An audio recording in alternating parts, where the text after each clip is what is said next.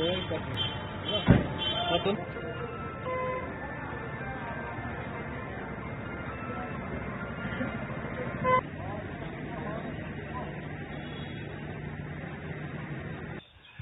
پورہ پلوامہ میں آج صبح تصادم آرائی کے دوران ایک عسکریت پسند کی ہلاکت پر آج حالات بے حد کشیدہ ہیں۔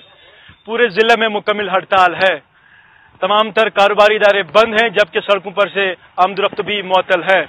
ادھر ہلاک شدہ عسکریت پسند کے آبائی علاقے میں صبح سے ہی لگاتار احتجاجی مظاہرے ہو رہے ہیں، جبکہ اس کے جنازے میں ہزاروں افراد نے شرکت کی۔